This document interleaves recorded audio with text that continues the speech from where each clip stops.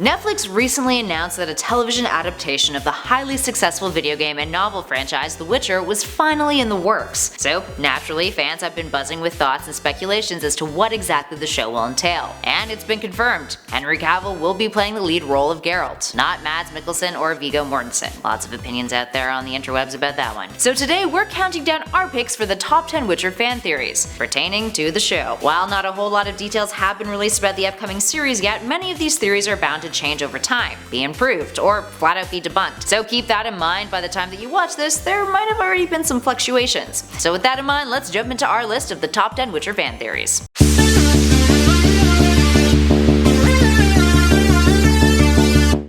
At number 10, a young Geralt. Before the casting for Geralt was announced, there was a lot of buzz as to whether the Geralt the show would depict would be an older Geralt, like the one depicted in the games, or a younger version of The Witcher. Many a fan and publication had made their picks for who would play the younger Geralt if that were the case, and Taylor Kitsch was one of the fellows who topped a lot of those lists. Now that Cavil will be taking on the character, we know that we'll be seeing Geralt as an adult, but that doesn't mean we shouldn't totally count out any scenes of Geralt starting out his adventures. This theory suggests that throughout the duration of the show, we'll be privy to flashbacks depicting a younger Geralt learning the ways of monster hunting, and that there will be in fact a younger version of the character cast in order to appease to these scenes. Considering that the Last Wish book operates in a flashback manner, flashbacks as a storytelling device would fit in well with the series. Moving on to number 9, clean shaven. This fan theory from redditor The Ship Is Going Down is quite straightforward, but also brings up a good point. In the books, Geralt of Rivia doesn't have a beard, and the show will be based off the books rather than the video games developed by CD Projekt Red. While they do go on to suggest that perhaps because of this, Geralt could potentially be ugly and pale, others made sure to chime in that at various points in the book, like during the party in Time of Contempt, people comment on how physically attractive Geralt is. Regardless of his attractiveness, a Geralt with or without a beard surely won't affect the plot of the show much, or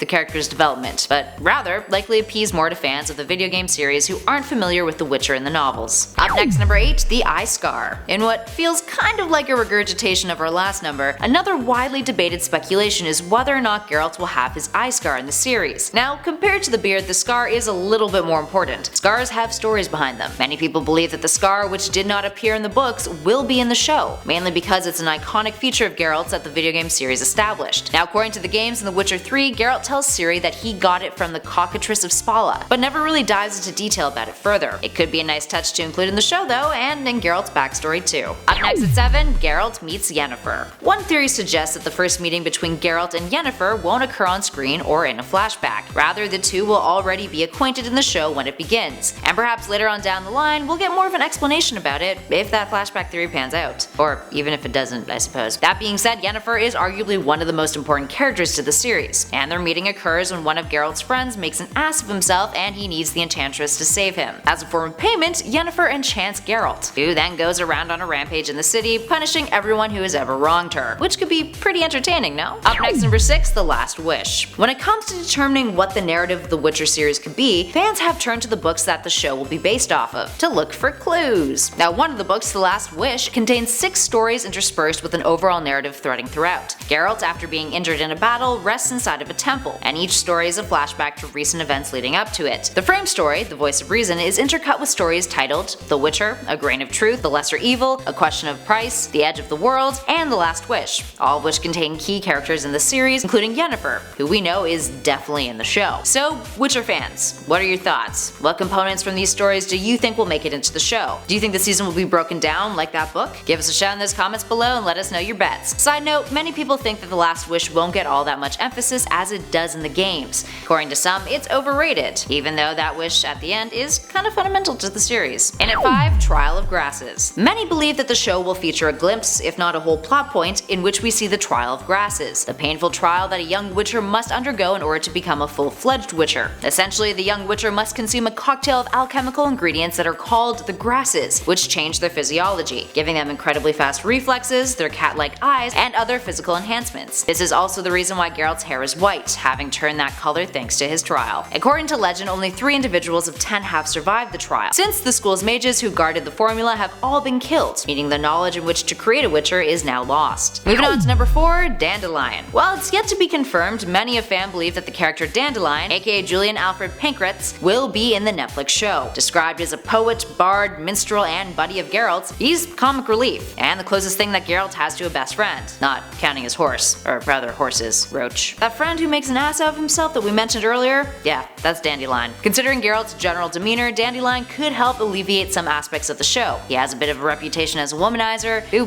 pretty much attempts to woo every young woman that he encounters, regardless of the situation. And hey, a dash of humor never hurts, does it? Up next at 3, it's gonna be garbage. Feels more like an opinion than a theory, doesn't it? Well, recently the audition sides for the show were leaked, and fans were freaking out, since the way that Geralt and Yennefer were depicted did not at all resemble the characters that we know and love. But fear not, friends, the showrunner Lauren Schmidt-Hissrich had already prepped fans that the sides would likely be leaked. And not to worry, because those weren't real scenes. Despite this, there has been a growing anxiety within the Witcher fanbase about how the show will be depicted, especially now that the dream casting of Geralt has been squandered by the reality of an actor who recently made headlines for growing a mustache and punching a pocket square into reality in a badly post-generated scene of the latest Mission Impossible movie. So yeah, here's hoping it won't be garbage though. Please Netflix, don't let it suck. And at number 2, The Lesser Evil. One theory by redditor Killing Spear X suggests that the first season arc won't be a broken down version of The Last Wish, but rather, it'll be one of its stories, The Lesser Evil. This is because it has a strong theme that would resonate well with the character, and serve as a solid introduction to the world. I quote,